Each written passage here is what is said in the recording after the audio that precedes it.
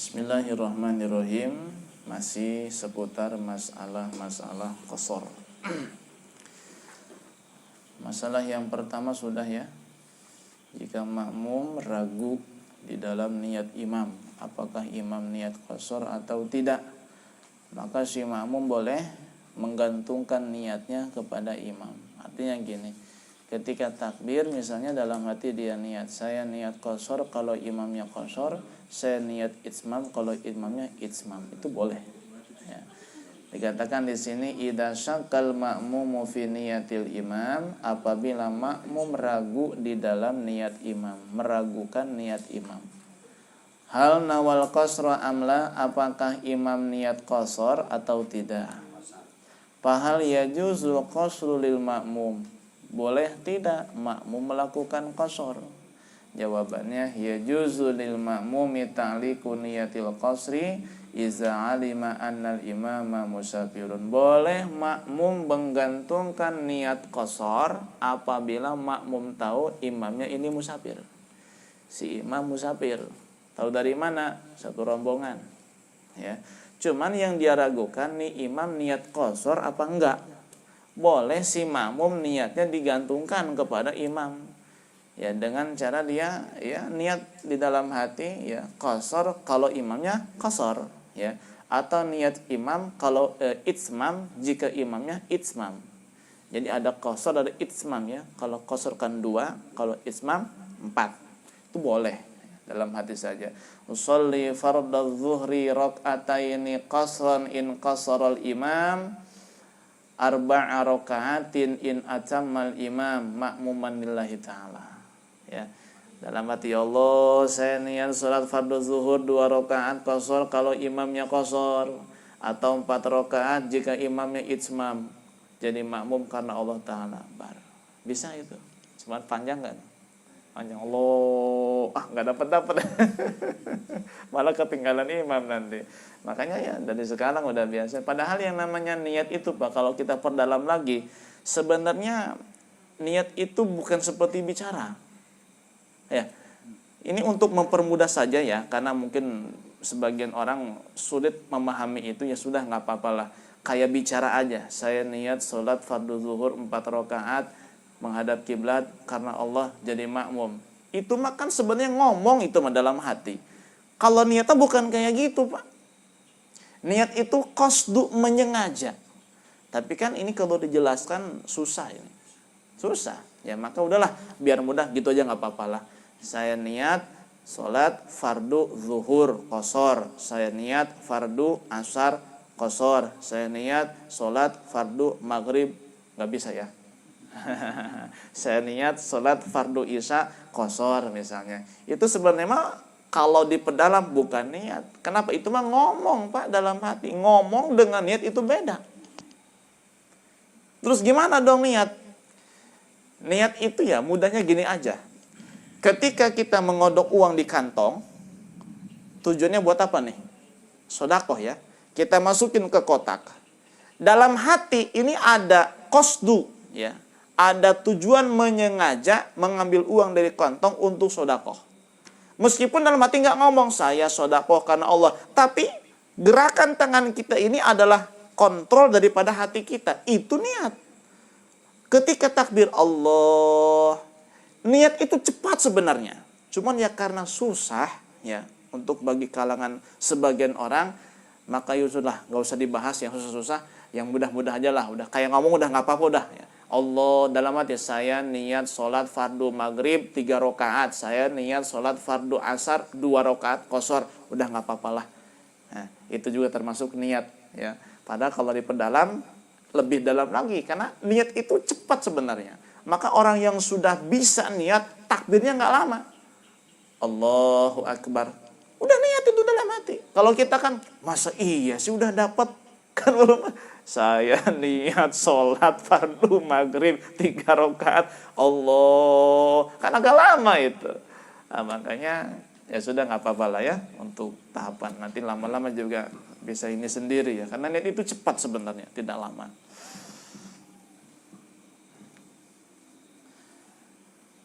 Masalah yang kedua, nah ini belum selesai.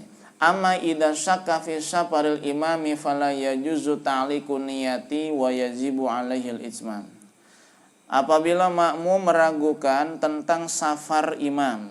Imam ini lagi musafir apa enggak nih ya? Ragu dia tuh. Enggak boleh si makmum menggantungkan niat qashar kepada imam. Wajib dia melakukan sholat itu secara itsmam 4 rakaat sempurna. Toh nanti ketahuan imamnya 2, tinggal nambah 2 rakaat ya. Kenapa nggak boleh digantungkan? Sebab imamnya ini adalah diragukan safar atau tidaknya. Sedangkan telah kita bahas kemarin, syarat yang terakhir itu apa? Kalau qashar tidak boleh bermakmum kepada imam yang sholatnya itsmam meskipun di sholat terakhir menjelang salam. Ya, kalau imamnya memang itsmam, ini yang qashar nggak boleh, meskipun mengikutinya, ngemakmumnya di gerakan terakhir ataupun di rangkaian sholat terakhir, nggak boleh. Nah sekarang makmum meragukan, imam ini musafir apa enggak nih? Sedangkan dia nggak boleh, seandainya imam itu tidak musafir, karena dia mau qashar. Nah, karena tidak boleh, maka si makmum wajib tetap itsmam 4 rakaat karena dia meragukan tentang safar atau tidaknya si imam. Dan nanti kalau kebukti ternyata imam ini sholatnya 2 rakaat, makmum tinggal nambah 2 rakaat gitu. Masalah yang kedua, malhalatul lati yang qati'u indaha safar. Kondisi apakah yang menyebabkan safar itu terhenti atau terputus? Yang qati'us safaru fi halataini. Dikatakan safar itu terhenti atau terputus di dalam 2 hal. Kalau memang sudah dikatakan tidak safar, maka tidak boleh qashar. Gitu. Mana 2 hal itu? Yang pertama, niyatur ruju'i min makifin mustaqillin ila watanihi wa qad baqiya aqallu min marhalataini ila watanihi. Niat pulang, niat kembali. Jika dia seorang musafir yang melakukan perjalanan sendiri, nggak ngikut sama orang lain, berarti bukan istri yang ikut suami, atau bukan hamba sahaya yang ikut majikannya, dia sendiri. Nah, di tengah perjalanan dia niat kembali, sedangkan jarak yang tersisa, ya, kalau dia kembali itu kurang daripada 2 marhalah. Dia niat musafir ke Cirebon, baru sampai Tangerang niat pulang ke Taman Cikande. Sedangkan dari Tangerang ke Taman Cikande itu kan nggak ada 2 marhalah. Maka pada saat dia niat pulang di Tangerang itu tidak boleh dia melakukan qashar. Sebab dikatakan safarnya terputus. Ya. Seolah-olah dia itu melakukan perjalanan baru. Nah, kalau misalnya nih tujuan awal adalah Cirebon, dia start dari Taman Cikande, baru sampai tol Cipali niat pulang. Nah, sedangkan jarak antara tol Cipali dengan Taman Cikande ini sudah 2 marhalah bahkan lebih. Maka sesampainya dia di tol Cipali karena niat pulang safarnya terputus, terhenti, tapi karena jaraknya ke Taman Cikande itu 2 marhalah, arah pulang dia masih boleh melakukan qashar, dan itu dikatakan safar baru, bukan safar yang tadi. Kalau safar yang awal sudah terputus dengan niat pulang itu. Paham ya? Dikatakan safar baru ini. Kalau yang pertama tadi kan dia mau ke Cirebon, baru sampai Tangerang, dia niat pulang. Sedangkan jarak Tangerang dengan Taman Cikande itu kan nggak ada 2 marhalah. Berarti kepulangan dia dari Tangerang ke Taman Cikande tidak boleh melakukan qashar. Tapi ketika dia berangkat dari Taman Cikande ke Cirebon, misal mampir di Balaraja, sholat duhur qashar. Sampai di Tangerang misalnya asar, dia niat pulang, sholat duhur yang di Balaraja, sah yang 2 rakaat itu. Kenapa? Karena memang tujuan awalnya Cirebon. Sampai di Tangerang, dia niat pulang. Maka safar yang awal dikatakan sudah terputus, sekarang dia memulai perjalanan baru dari Tangerang ke Taman Cikande. Paham ya? Nah, yang kedua, niatul iqamati, niat mukim, niat tinggal. Ya. Fi baladin, di suatu daerah, arba'ata ayamin, niat tinggal selama 4 hari. Fa'aktsaro atau lebih, ghaira yaumay dukhul wal khuruj, selain 2 hari, hari masuk dan hari keluar. Total berarti minimal 6 hari, ya. Jika datang misal di Cirebon, dia datang nih ke Cirebon. Sampai di Cirebon niat mukim, niat tinggal di situ berapa hari? Saya niat tinggalnya 6 hari. Maka dia baru datang ke Cirebon saja sudah dikatakan safarnya terhenti karena sudah niat mukim, tidak boleh dia menjamak, tidak boleh dia mengqashar sholat lagi. Kenapa? Sudah niat mukim. Dan niat mukimnya itu 4 hari, atau kita bilang saja 6 hari lah, karena yang 2 hari nggak dihitung tuh. Hari masuk, hari keluar, total 6 hari. Niat tinggal 6 hari di situ. Baru datang udah niat tinggal 6 hari di situ. Maka baru datang pun dia nggak boleh qashar lagi, Pak. Baru datang pun dia nggak boleh jamak lagi. Kenapa? Sudah niat mukim, ya. Dan niat mukimnya berapa hari? 6 hari.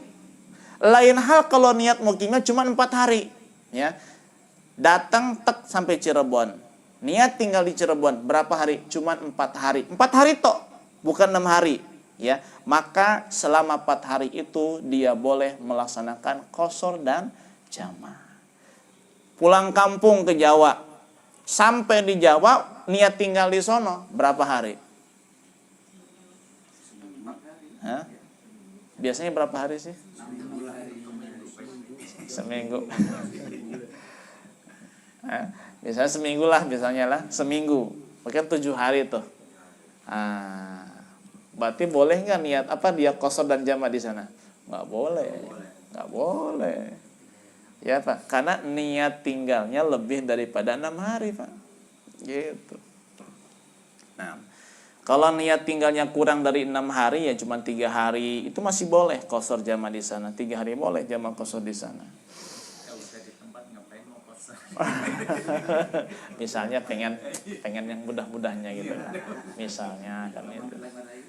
Ya kalau misalnya udah di sono, jalan lagi kemana, itu kan safar baru namanya itu. Safar baru, nanti hitungannya lain lagi. Misalnya gitu kan, karena pengen ngambil yang mudah-mudah gitu. Nah, ya. Niat iqamah, niat tinggal ya di tempat atau satu daerah 4 hari atau lebih selain hari masuk dan hari keluar, artinya 6 hari atau lebih. Itu dikatakan terputus safarnya. Masalah yang ketiga, iza aqama fi maudiin, jika seseorang tinggal di suatu daerah liqada'i hajatin, dengan tujuan menyelesaikan hajatnya, kebutuhannya, yatawaqqa'u qada'aha fi aqalla min 4 ayam, yang ia perkirakan hajatnya akan terpenuhi kurang dari 4 hari. Ya, datang di satu tempat, saya niat tinggal di sini 3 hari. Kenapa? Ada keperluan yang harus diselesaikan. Fata'akharat, ternyata hajatnya itu enggak selesai juga, lebih daripada 4 hari. Udah 3 hari belum selesai hajatnya. Udah 4 hari bahkan lebih. Fayajuzu lahu tarakhusu ila 18 yauman, maka dia boleh mengqashar salat atau menjamak sampai 18 hari. Tuh, enakan kayak gitu Pak, ya. Datang ke suatu tempat, udah niatin aja, saya tinggal di sini 3 hari, ya. Kira-kira hajat saya selesailah, silaturahim ke sana ke sini ya, kurang dari 4 hari. Loh, ternyata molor, banyak saudara yang belum dikunjungi, ya. Datang ke sana ke sini, ke sana ke sini, sampai seminggu belum selesai juga, masih tetap boleh qashar sampai 18 hari. Tapi kan katanya kalau udah sampai ngapain qashar ya? Ya seandainya mau mengambil kemudahan kan gitu. Kan orang kan tipikalnya beda-beda. Ada yang senang ngambil kemudahan kan, mending 2 daripada 4 kan, cepat 2 makan daripada 4 gitu. Nah, baik. Jadi kalau diprediksi hajatnya kurang dari 4 hari selesai, ternyata molor belum selesai lebih dari 4 hari, boleh sampai 18 hari dia mengqashar sholat atau menjamak. Masalah yang keempat, hukmul qasri fi sholatil maqdiyah. Hukum qashar sholat qadha. Kita punya hutang, mau sholat qadha, boleh tidak diqashar? Ini diperinci. Yajuzu qasru sholatil faitati idza fatathu wa huwa musafirun wa arada ayyaqdiha wa huwa musafirun. Diperbolehkan mengqashar sholat qadha jika sholat itu tertinggal dalam keadaan musafir dan ingin diqadha dalam keadaan musafir. Ya, kita pergi ke Jawa, bus berangkat jam 11, kita naik bus, ya, kemudian setengah 12 kita ketiduran. Si supir ini waktu duhur nggak berhenti karena dia nggak baru berangkat, dia istirahat setengah 4, waktu asar baru kita bangun. Astagfirullahaladzim, sudah asar, di waktu duhur tadi belum niat jamak takhir, belum niat jamak takhir. Berarti sholat duhur tadi tertinggal dan wajib diqadha. Dosa nggak sholat duhur tadi? Enggak, karena kita tidur. Sedangkan tidur itu adalah salah satu uzur sholat. Ya, nggak dosa. Ya, nggak dosa. Kita nih sholat duhurnya mau diqadha di perjalanan waktu istirahat itu. Sholat duhur tadi tertinggal di perjalanan, maka sholat duhur yang kita qadha itu boleh kita qashar. Usolli fardhu dzuhri rakaataini qashron qadhaan lillahi ta'ala. Saya niat sholat fardu duhur 2 rakaat qashar qadha karena Allah Ta'ala. Boleh. Ya. Tapi kalau jamak takhir nggak boleh, karena salah satu syarat jamak takhir harus niat jamak takhir di waktu yang pertama. Tapi dikerjakannya ntar di waktu asar itu ya? Iya, waktu asar. Nah. Wa ma idza fatatu wa huwa muqimun wa arada yaqdiha wa huwa musafirun aw fatatu wa huwa musafirun wa arada yaqdiha wa huwa muqimun fala budda minal islam fi kiltal halatain. Jika sholat tertinggal dalam keadaan mukim, bukan musafir, dan ingin diqadha pada saat musafir, atau sholat tertinggal pada saat kita musafir dan diqadha pada saat kita mukim, maka itu mah 2 kasus tidak boleh diqashar, harus 4 saja. Tertinggal pada saat kita mukim, kita melakukan perjalanan musafir, pengen diqadha tuh di perjalanan, tetap harus 4 aja, nggak boleh qashar. Atau tertinggal pada saat musafir, sesampai di tempat tujuan udah mukim, kita mau mengqadha sholat yang tadi tertinggal, tetap harus 4, nggak boleh qashar.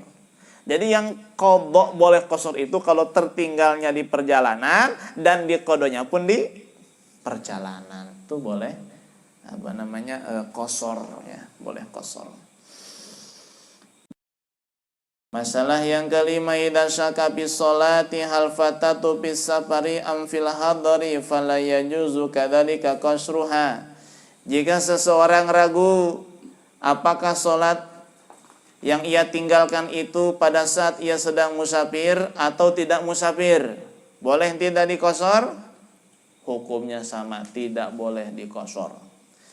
Masalah yang keenam, idza kana limaqsidihi tariqun tawilun wa qasirun wa salaka tawila fa hal yajuzu lahu qasru sholati fihi amla. Jika tempat yang ingin kita datangi punya 2 jalan, dekat sama jauh, boleh nggak kita sengaja pilih jalan yang jauh supaya bisa qashar? Padahal kalau jalannya pilih yang dekat nggak qashar. Kenapa? Karena dekat, nggak sampai 2 marhalah. Misalnya dari sini ke mana sih? Dari sini ke Kronjo ada 2 jalan kan. Jalan yang pertama sono ke Banten dulu, terus ke belakang. Jalan yang kedua langsung aja ke sini, ke Belaraja, Kronjo. Dia cari jalan yang jauh ke sono, ya ke Banten dulu muter. Tujuannya ngapain? Supaya bisa qashar sholat. Boleh nggak tuh?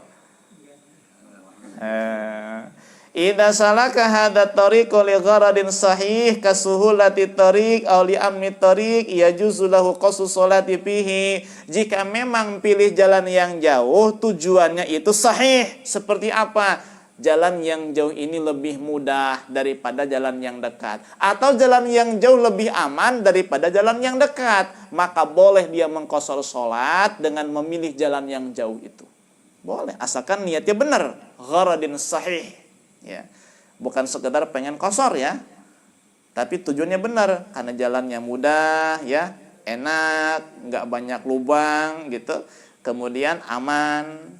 Tapi kalau tidak ada tujuan yang sahih, tidak ada niat yang baik, hanya sekedar pengen qashar, maka hukumnya tidak boleh qashar. Kenapa pilih jalan yang jauh? Biar duhurnya 2 rakaat, Pak. Nggak boleh. Kenapa pilih jalan yang jauh? Lebih enak jalannya. Kalau jalan yang dekat emang dekat tapi rusak. Nah, itu tujuan yang benar, boleh. Ya. Seperti kayak mau kemana ya? Hah?